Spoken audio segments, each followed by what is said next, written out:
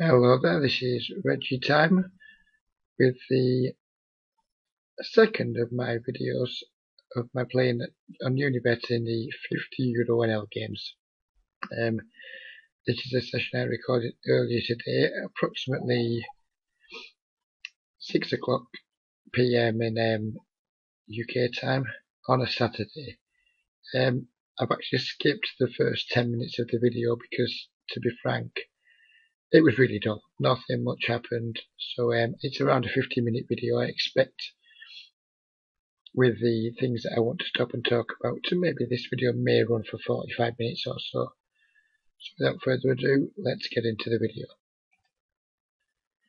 Just some quick reads on the players that I've got that I had at this point.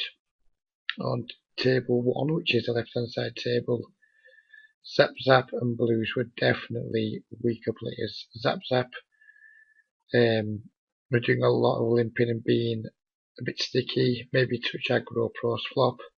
Blues seemed quite passive, so straight away we're into the action here. The flop trips in a limped pot. I think my default line here is just going to be pot, pot, pot, unless the board changes significantly. By that I mean a heart on the river or a jack. And when the heart comes on the river and this player who's just shown no inclination about them call so far, bets out on the heart into two players. I think we just have to be done with our hand. I mean, we've got tons of value on the flop and the turn with what was almost certainly the best hand. When this guy, when he just leads out on the river or when the draw gets there, I don't particularly want to be paying a passive player off. So with that in mind, I folded here, and I was kind of hoping Zap Zap made a call with a jack, so I could get some kind of read on Blues, but unfortunately that didn't happen.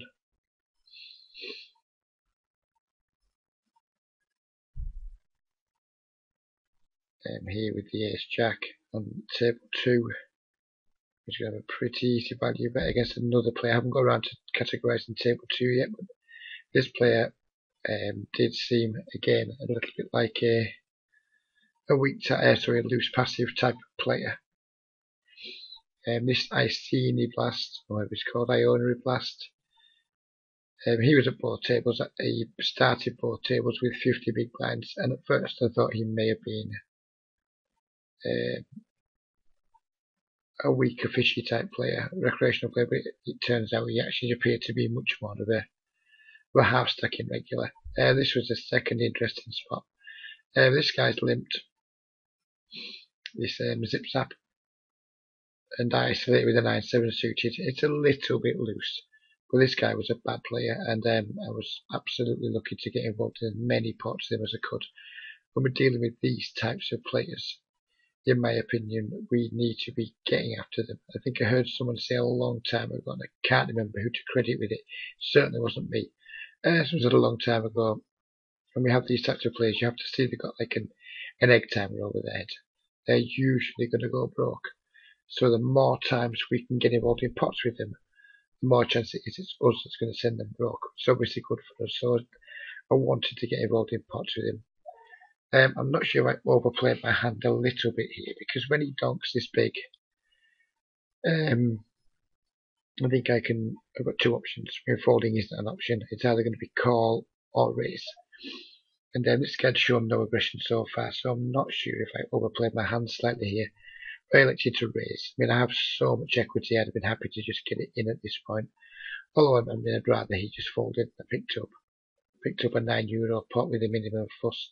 But knowing full well if he was to shove over the top of me, I would have a pretty trivial call. Maybe calling would be better. Just try to keep the pot small as possible against a bad player until we actually have a hand. That certainly is a very viable option, but I chose to raise. And I actually chose to raise pretty big. Raised that just over 3 times his bet. Kind of, I think what I wanted to do with this, but not what I think, I know what I wanted to do with this, and that was to put him in this spot where he's going to shove or fold, and I was happy with either outcome. Unfortunately, the gentleman just called and this brick came down. So my plan here was to just check back if he checked, because I'd get no fold equity on the two. So my plan was, once he called my race before the two came back, kind of a plan when I made the race was, obviously get it in if he shoves.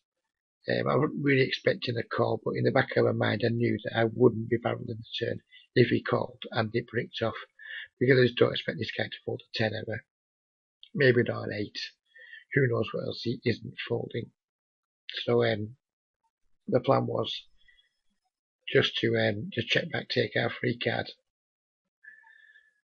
Unfortunately, he didn't give us that option. He basically jammed for pot.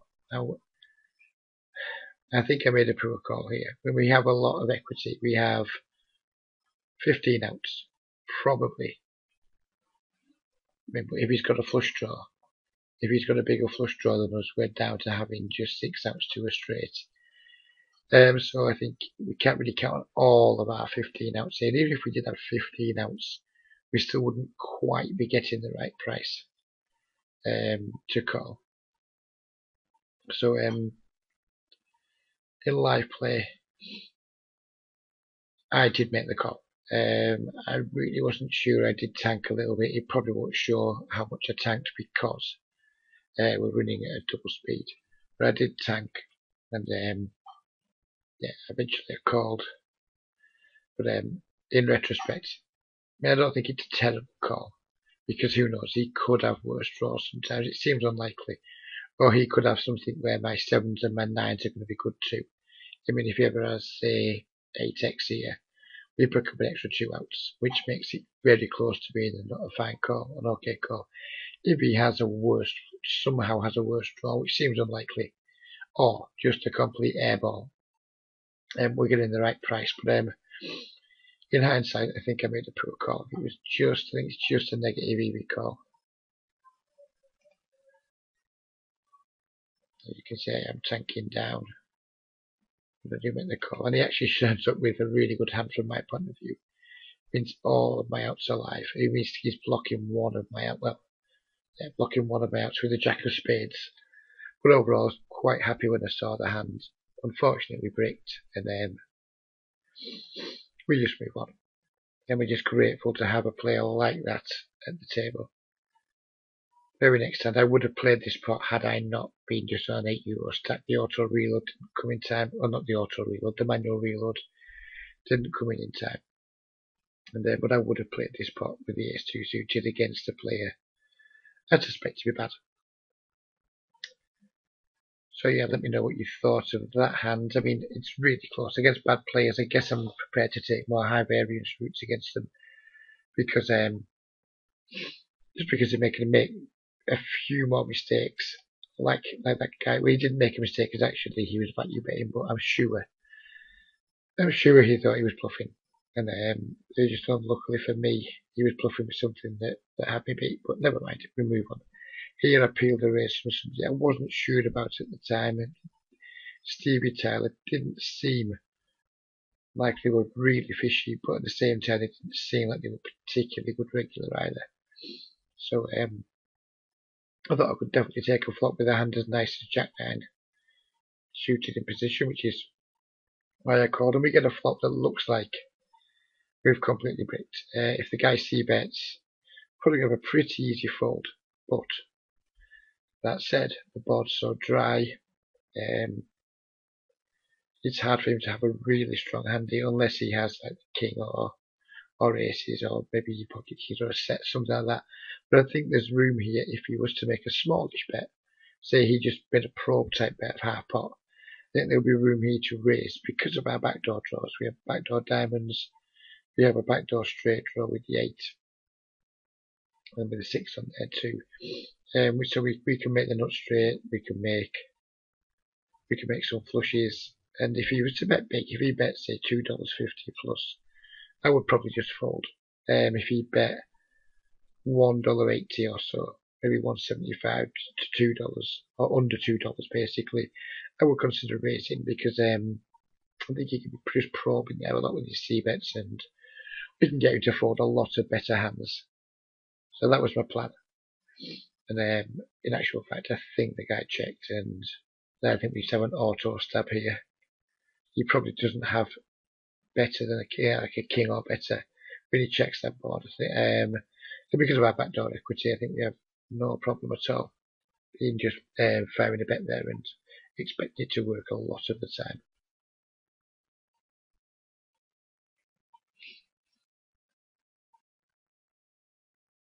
We 3-bet in with the kings there. I was kind of hoping because we just made him fold apart. I was hoping he might be a little bit salty there and maybe stick around, but he didn't. Fair play to him for that.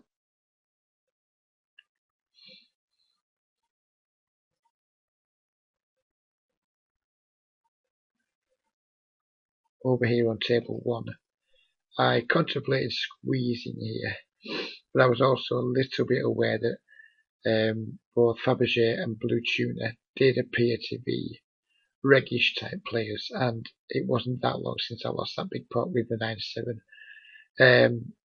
So I thought if anyone thinks I may be tilting, which I wasn't, but if anyone thought I may be, it may just encourage them to stick around more often than usual. And when I got a hand like King 8 suited, I'm wanting people to fold. So I didn't think I'd have enough fold equity so soon after winning the pot with the 9-7. So I thought about it for a little while and then just folded.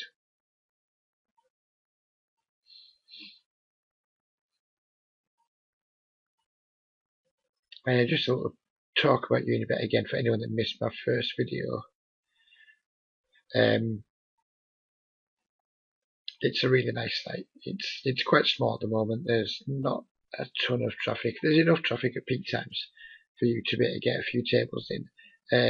To the best of my knowledge, it isn't supported by anything. Hold'em Indicator allegedly works on it, but I'm not sure I trust the guy that produces Hold'em Indicator, because we had an email exchange once about him claiming that it worked on Snap, and then when I tried it in the trial version, it didn't work. It was absolutely riddled with bugs. When I challenged him with this after he tried to sell me an email, he just stopped corresponding with me. So I don't particularly want to give that guy money unless I know for sure that it works. So if anyone watching this video can tell me that it definitely works, I would appreciate it. Yeah, I wasn't sure what to do with these 7s. In the end, I just called. I was kind of aware that one of these may squeeze one of these two players. But they both seem pretty tight, so I decided to call in the end. When bad players raise and then check these kinds of boards, I often think it's because they've hit them and they just want a trap. They always want to somehow try and disguise their hand. So I wasn't going to walk into that trap, so I just checked back with my 7s. I have a little bit of showdown value. Yeah, giving free cards to any kind of 2 overcard combinations, but not too worried about that. I just want to keep the pot really small, try and show my hand down, try and get to some showdowns with this guy, just so I can see what he's about, what he's raising with, which c-bet strategies, if he has one, etc. So yeah, I just elected to call here, and the plan was to call another min bet on the river, but when he potted it, I just tapped out and folded. I don't mind making some thin calls if I think there's a reasonable chance I've got the best hand, but if I don't, at least I pick up some extra information on an unknown player. But that said, I don't particularly want to call pot size bets when I think I'm probably not good, just to gain a read. It's not really worth it. And so I don't want people to go around calling to gain reads. That's not the point of the message there.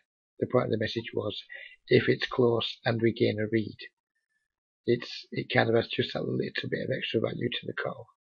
In terms of, at least when we are wrong, we do pick up some information on the guy, but we need to think it's going to be a profitable call anyway, or close to profitable. But unfortunately, this guy left, which was a big shame, because I had big plans on winning a big pot from him at some point. Here against the calling station, I wasn't sure whether to bet or not, because I wasn't sure if I was going to have that much forward equity against him. But I decided to go for it, and on the river here, I've been a barrel determined to pick up the 9. because I think he can still have some float, some worse hands. I think the 9 is definitely a good card for me. And that means I can get value from 6x, from 3x, from maybe some worse draws he can have, or some better draws now even now I'm ahead of. And then when the king came on the river, I kind of thought, well, I can't value bet again here. It's really too thin to value bet. But I'd by now I'd picked up a read in this guy that if he bet big, he not tended to, that's too hard to say, but I had a feeling he wouldn't have it if he bet big. So I checked, and I think he potted it, and I'm pretty confident when I called. I was pretty confident it was going to turn up with the best hand. And then the guy just had queen 3 off. He had an absolute airball that he'd floated twice.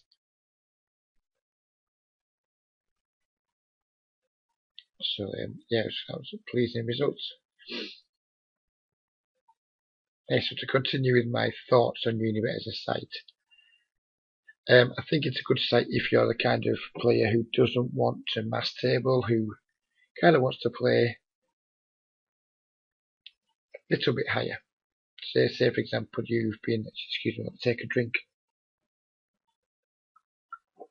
Say for example, you've been playing 10NL or 10NL on a site like PokerStars, maybe even 25NL, and maybe you've been doing okay, but not great, and you've just been playing, say, anything between, say, 2 and 8 regular tables, and say you've got a bankroll of around, I don't know, 1250, something like that, 1250 to 1500. I think perhaps taking a shot at a site like Unibet, and maybe just cutting your tables down to 3 or 4 and playing a higher limit would almost certainly be a good option for you. I'm just guessing here, but I'm thinking that I'm just going to pause here because I know I played this hand and there was some positive action, so I'll just finish my point on Unibet. I think without question it's going to be possible to have decent win rates. It's going to be hard to track our win rates exactly because of the lack of tracking software. The games feel to me like if we just play 2 to 4 tables, we can easily have anything between a 6 to 10 big blind win rate. And if you have been, say, a 2 or 3 big blind per 100 winner, 25 and out on PokerStars, playing maybe 6 to 8 tables, I think you could definitely improve your hourly by coming to a softer site like Unibet, playing less tables, playing higher stakes, and just taking a shot on yourself, just having a little bit of faith in yourself and saying, look, I can do this. I'm going to try something just a bit different, and you'll see if this can kick on, because who knows. I would say the path to 25 not to 50 now is to reach 100 now onto PokerStars or even 888 or Wild Party Poker Full Tilt on the big 5 sites. It's quite a difficult path to tread. There's a lot of obstacles in your way, a lot of good regulars. On a site this soft, or maybe on a site like Sky Poker, yeah, there's still probably going to be some goodish regulars. There's going to be a lot more recreational players that are really going to help ease the journey for you. So yeah, definitely if you are playing on one of the big 5 sites and you're a little bit subdued, a little bit fed up with your grind, just think about it. Just give it a try. If it doesn't work out, it doesn't work out. You won't really have lost much about maybe a little bit of time. Anyway, onto the Queen 9. I value bet here against a player who I suspect is going to be stationary. And he calls, and I'm not sure about my turn barrel here. I do make a turn barrel. I make it quite small because I am trying to get caught by a worse hand. And I kind of think when I'm betting here, I'm trying to get caught by worse 9s, maybe by 8x, maybe pocket 5s, pocket 4s, things like that. I'm kind of targeting is just worse than the pair of 9s range, expecting to call with it a decent amount. And I did get the call, and then a pretty terrible river hits. So I elect to just check. I don't think I can get any more value here. I'm kind of hoping I can just show my hand down and maybe sometimes win against 8x or who knows what. But unfortunately, he just shoves on me, and yep, I just make the fold. There's not much I can do there. The board didn't run out great. It was already pretty thinnish value. It started thin on the flop, and it got thinner and thinner to the point where I couldn't bet anymore. So if I can't bet anymore, and a player I suspect to be passive ends up moving in on me, there's not much you can do. We just have to fold. We don't want to be playing passive players off, particularly on boards that run out like that.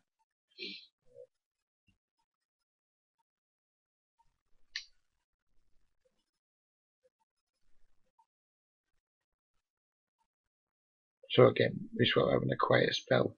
It might just be an interesting time, well, not an interesting time, but an opportune moment for me to just sell myself a moment. I am a micro-stakes coach. I'm currently working with approximately 15 or 16 people, and without blowing my own trumpet too much, I have a very good record of helping turn small losing players or small winning players into pretty successful 25 and L, 50 and L grinders. If you are kind of struggling a little bit on one of the big five sites, but not too far from being a winning player, or if you're a small winning player, I think there's a good chance that if you work with me, you could end up turning your hobby from a hobby into an income stream.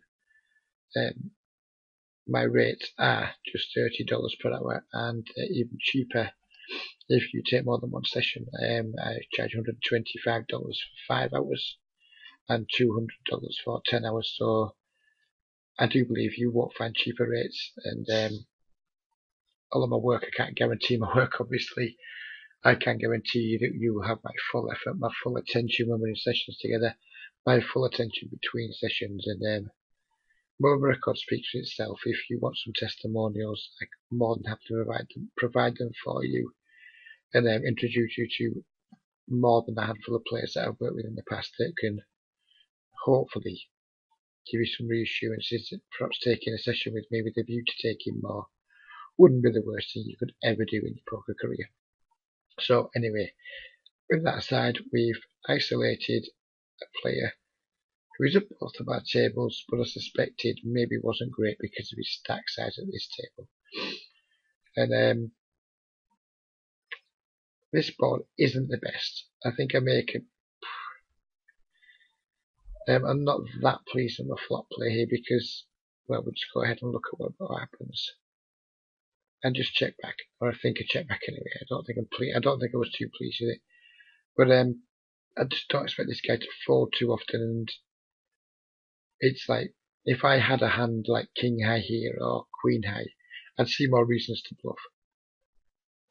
But also I don't want to be giving free showdowns or cheap showdowns to hands like pocket sevens here or pocket fours, or something else that may just be beating me by about ace five, something like that. But that said, because I have the nut nothing, there's not really that much value in bluffing, because when I'm trying to get him to fold, he's probably not going to fold a 5, almost certainly not going to fold a 6, definitely not folding a 10.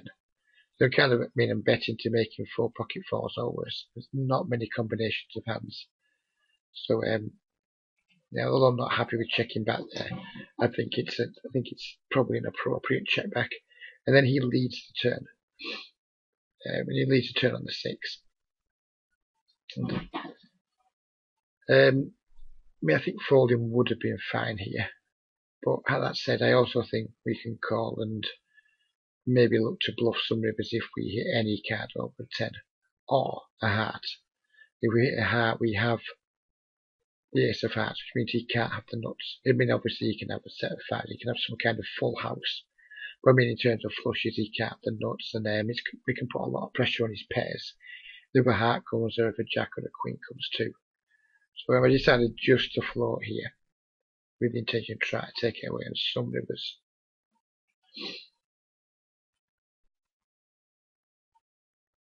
And we get, in my opinion, what is a pretty good river for us. I was kind of hoping he checked here so we could just drop a reasonable size bomb on it. I would have bet around $8 into that pot, €8 into that pot had he checked. When he bets that big, my first instinct was to fold. I think I kind of thought this is a fishy player. What's the chances of him folding a pair on this board? And then the more I thought about it, the more I thought, actually, there's a reasonably good chance that we can get him off a pair here. I mean, a pair of tens is going to look pretty grim if he gets raised, and even, well, perhaps even more so with bad players. His thought process is probably going to go, I bet he's got the flush. And the problem is sometimes we have players and we've all seen them in casinos or in live games, we've all seen them online, where the thought process is probably, yeah, I think he's got a flush, but they call anyway. And that's the danger of making the play that I made, that he might put me in the flush and still be bad enough to call anyway. But I kind of thought, well, I put myself in a situation and my plan was to bluff hearts on the river. So that's what I did, and I think I chose a pretty good size in. As you can see, I was hovering on the floor for a little while, hit my time back. I really wasn't sure at this point. But then I just decided, yep, execute the plan. And I raised just under 3 times his raise. If he jams, obviously I have an easy fold. If he calls, obviously we lose. But I kind of laid myself a pretty good price here on my bluff. And I think it's going to work a decent amount of the time.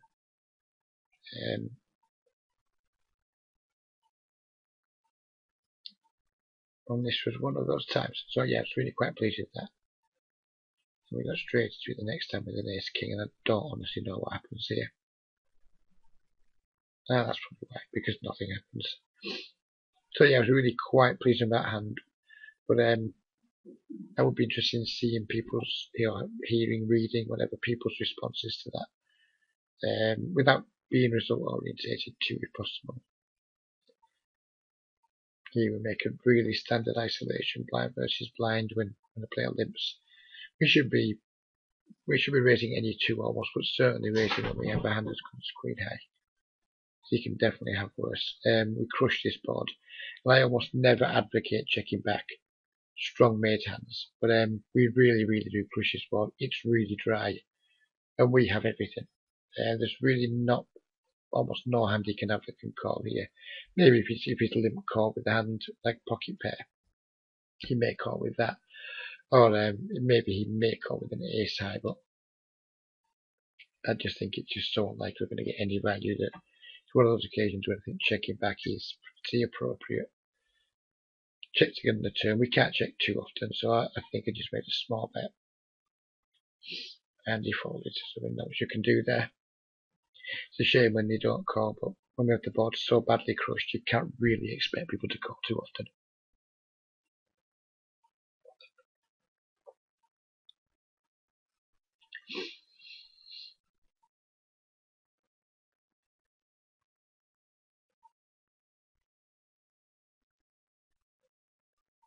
I do believe I go for a 3-bet here against this guy. I kind of figured out by now that he was probably more of a regular than a recreational player, because he did buy in short, but he stuck around when he threw his stack. So I'm not fond of his strategy, but he did seem to at least have some kind of clue about what he was doing. He called a 3-bet and is out of position on this kind of board, which isn't the most enticing board for me to see bet. But having said that, I mean, we have a 5-handed, but he's raised under the gun or middle position. I 3-bet from the cutoff, so ranges are going to be stronger than if it was cutoff versus button or button versus small blind or something like that. So kind of my range is pretty strong here, even though I actually only have ace-4. The range is pretty strong, and I think I can definitely get him to fold a ton of better hands here. Some pocket pairs, definitely some better ace-x, and just generally fold out his equity share, get him to fold his equity share, because whatever he's got, he's going to have at least 30%, 25 to 30% equity against me most of the time. And if I can get him to fold that, obviously it's a really good result. I didn't really feel in love with betting here, but I still think betting is just about the best play. If we had a better race, I would consider checking back, but we don't. And then we can get him to fold ace queen, ace jack here all the time. I mean, I automatically went for the reload there because I wasn't that confident in the bet working, but it did, and I'm happy that I found the bet. Here against Double King is another player with 2-2 stack size and this really fishy 3-bet sizing. Straight away I thought the guy's probably not a good player. I don't like calling 3-bets in this position. I mean, under the gun versus small blind, he's nearly always super strong here. But he just makes it so small. I kind of felt like 10 was just too strong to fold. If I'd had a hand like pocket 7s or pocket 6s, I would have folded in a heartbeat. I think 10s is just a little too strong to fold. So I did call, and I planned on maybe stacking off on some safe-ish boards. What happened, he just pretty much bombed the flop and gave me a good opportunity to fold, which I took.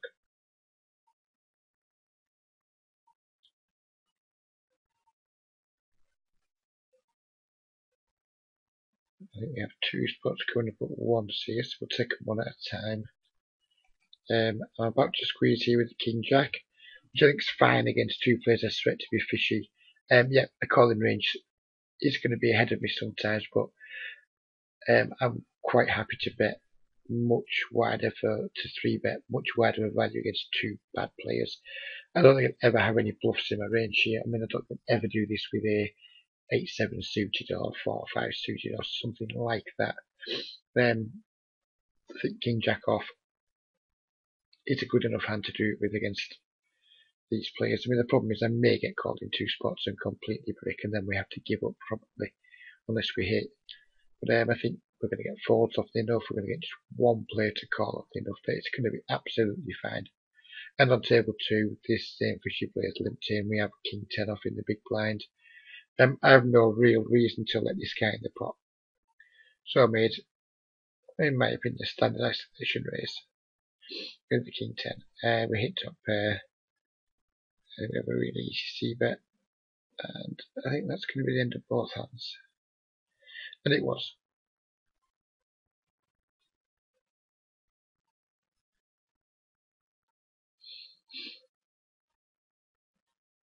As you can see, for anyone that hasn't experienced Unibet yet, these are just 2 random tables that I pulled up right at the start of the session. You don't have any table selection on Unibet, you just join. And unfortunately I can't show you the lobby now because this is recording, but you just like join a pool if you will. It's not like a snap pool, but you just join. And what happens is it takes you to an open seat at a table and just puts you in it. You don't have any table selection, any seat selection. It's just a matter of you get what you're given, and that's kind of it. Now there is a way to game select. Not figured out. I'm not going to pretend it's anything genius, but I would just been 2 table mostly just while I get a feel for the place. If I get a table or 2 tables up and there's maybe 3 the same players at both tables, 4 including me, what I will do is I will launch a 3rd table. And if it's got some unique players on there that I haven't seen in the first 2 tables, I'll keep that up. And then I'll join a 4th table, and the same again, I keep that up. If it's got some more unique players, then I will get rid of the first 2 tables with that are quite the tables that are quite regish heavy, or maybe they're not regulars, but kind of suspect it's regs heavy. And at first, it can be quite difficult to get 2 decent tables, but if we just start 4 and then pick the best 2, or if you want to play 3, start 6 and pick the best 3. It's a little bit awkward at first when we're starting, but if you can quickly identify which your best tables are, you can settle into a nice grind because the tables don't break as much as you do at other sites, because the empty seats are getting filled much more often than they are at other sites. Here with the Ace King, I'm not sure if you've all been noticing, but this Fabergé guy has barely played a pot. Obviously we don't have stats, but I'm expecting it to be a real nit here. I did consider 3-betting, but kind of thought this guy might be aggressive enough to squeeze. And I kind of thought this guy's range was pretty strong. Whereas Ace King's doing okay against it. If I 3-bet here, we're going to fold out a lot of the stuff that we want to see flops with when we've got Ace King. And just be playing against the strongest parts of the gun range, which isn't really ideal with got ace king. So I elected just to call, which I'm assuming some players won't like. And I think I considered check raising this flop, but unfortunately he didn't comply and he checked back. So at this point I'm kind of putting him on a hand that's worse than a jack.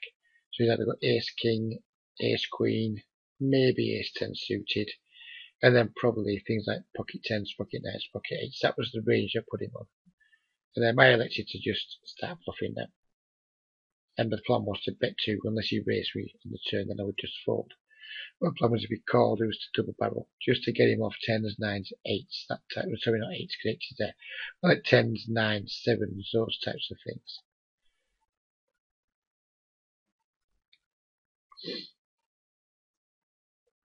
When he calls, I think his range is going to be pretty much ace king and pairs between pocket 7s and pocket jacks. Maybe a hand like 5s, but I doubt it. I think he's got a really quite well defined range here.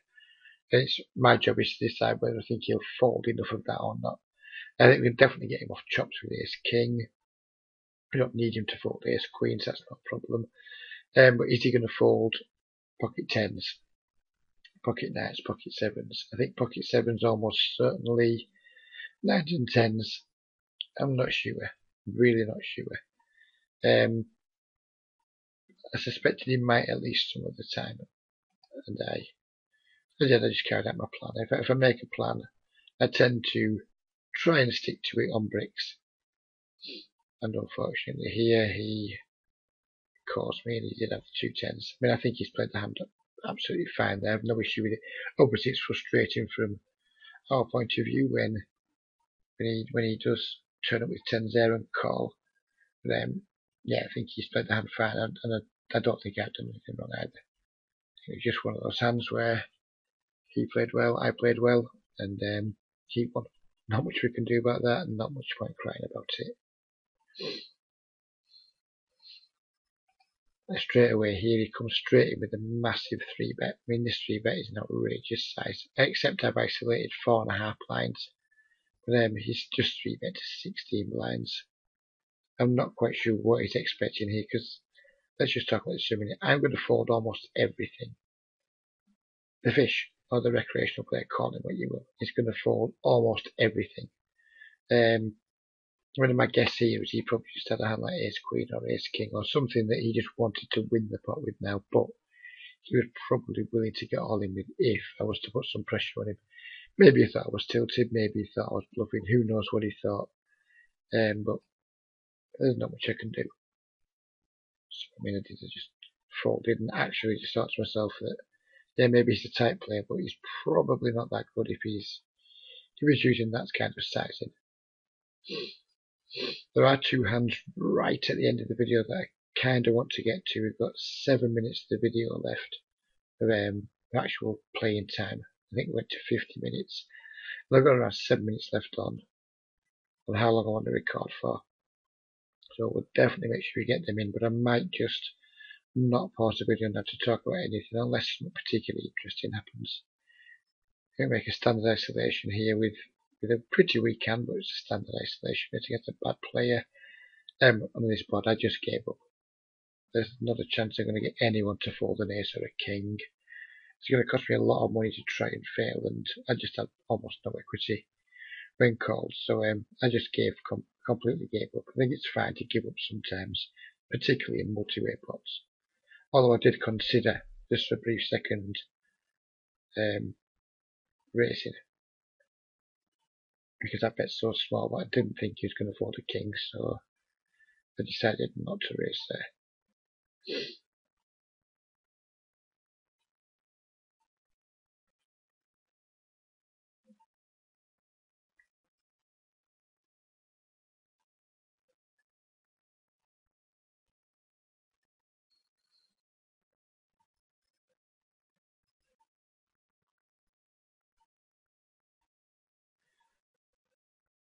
So on we're going. Unfortunately, I think there isn't that much that happens until we get to the last few minutes of the video, but fortunately we're running at double speed, so it shouldn't take too long. I was almost going to isolate here with the Queen 4 suited, but then I took a quick look at this guy's stack size. He only had 10 euros at this point, and I thought isolating would be way too thin, given his stack size and given it's going to be hard to outplay in post-flop when he's only going to have maybe 3 times pot left in his stack when he calls on, not even that, 2.5 times pot left. Will be by 3-bet here again with the ace-4. Which I think is a fine 3-bet against a player I presume to be some kind of taggish regular. I think ace-4 suited is a fine hand to 3-bet from the big blind, from the small blind. I could have called because Pidan didn't strike me to start playing, was going to be that into squeezing. But that's, I think, 3-betting's. I think it's probably the best option there.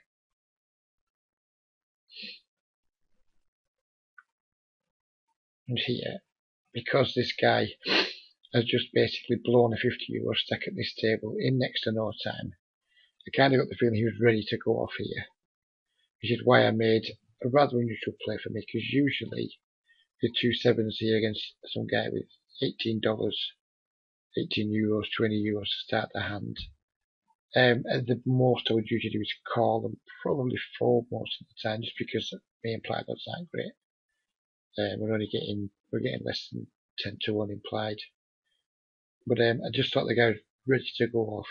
And this is kind of the good information we're getting here. None of these other players, well, I only last one know, but he's going to be out of the pot beforehand. None of these other players at the table are going to know what's just happened to him at this table. So they're not going to be looking to be playing too many big pots because they don't know what I know. They don't know that he's just blown 50 euros off in about 2 minutes. So I think I just 3-bet here to isolate him, and I was more than willing to call a shove. So I made a big 3-bet just to make sure I cleared my isolation. And when he shoved, I think I made a very confident call, and fortunately we held. That was the first of the 2 interesting spots towards the end of the video. It's quite an unusual play. It's not that often that you will see me advocating 3-betting 4x under the gun range from somebody with just 40 blinds. Getting 40 blinds in pre-flop is not something I typically want to do with 2 sevens, but in that exact specific instance, I thought it was definitely the best play, and I'm really pleased with it, and I'm pleased with the outcome, obviously. As you can see now, it's just getting ready to sit out at all my tables, just winding my session up, and I almost stopped the video because I thought, well, not much can happen now. There's like 2 more hands to go, and then this hand happened, which I thought was really quite interesting. So we've got a weak player, he min-raised under the gun, a 3-bet mostly for isolation, and then he does this. He min-bets his flop, and it's a question I get asked a lot from players: is how do you deal with min-donks? And my stock answer is just treat them like checks. And if I had checked here, I would have checked back on this board, probably say maybe a good 75-80% of the time. Yeah, we can get something value versus checks. We can certainly get called by 9x by some hard draws if he has any. But he might also be the type of player who wants to play his draws aggressively by check raising them or min-bet 3-betting them, and then I can't really stack off here for over 100 blinds with just a pair of jacks on this board. So I elected just to keep the pot small and then just call this bet and see what happens on the turn. Then we hit a really good turn card. The king is excellent for us because it really reduces the chances of him actually holding a king. And when he min bets again, I'm having a hard time giving him credit for having me beat right now. Yeah, I guess he could have pocket queens, but or some random king. But that said, I think we definitely have to, not have to, but I think there could be a strong case made for making a small value raise here, just to get value from his flush draws, to get value from 9x, whatever else he can have that just isn't bet folding. I mean, who knows, he might be bad enough to call here with just like an ace high. I doubt it, but it might be. So yeah, I do make a race. I think I raced to $5. Yep, €5. So any snap calls and we river the boat, which is obviously great for us. Any min bets again. I mean, now as far as I'm concerned, we have the nuts. I mean, obviously we're still beat by King Jack, King 9, King 6, but we have the nuts for all intents and purposes. So I make what I think is a pretty big value raise to $13, and he absolutely clicks it back to me. And I'm not sure I made a mistake here, because I kind of thought he can't call with worse. I didn't think it was ever going to be beat, but there's a non-zero chance he's bad enough to have a King 6 or a King 9, or even though there's only one combo left, King Jack. Well, not one combo left, but there's not many combos to King Jack. There's one combo of, if there's any, yeah, there's King Jack of Spades that you can have, and then obviously just a couple of offsuit combos. So yeah, King Jack's, he could have that too, but when he min races again, I don't know, maybe I'm thinking in hindsight, maybe I could jam. But what calls? My issue is what calls, and obviously King X calls. King X isn't a full house, always calls, and that's why I think, remember after the session, I drove to pick up a takeaway with my wife, and after a 2 or 3 minute drive, I was still kicking myself for not racing, because, yeah, I think I rushed it a little bit, and I thought, well, he can't call with a worse hand, but in hindsight, he absolutely can. If he's got a hand like King, well, any King here, I don't care what his King is, and there's more random Kings he can have that are going to call it, and that aren't full houses than are. So yeah, I wasn't particularly proud here, but I just called. I was a little bit confused, and because there's much of a time bank, I kind of just panicked a little bit, and certainly didn't want a timeout, so I ended up just calling, and I think that's a mistake. I think I should have absolutely shoved.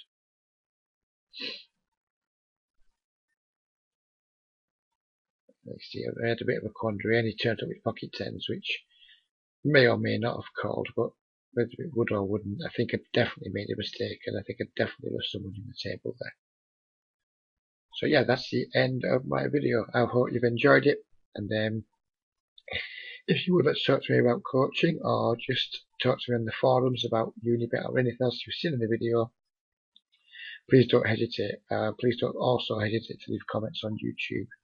I do answer comments on there too if anyone ever asks me any questions. That's all for now. I hope you enjoyed the video. Until the next time, take care.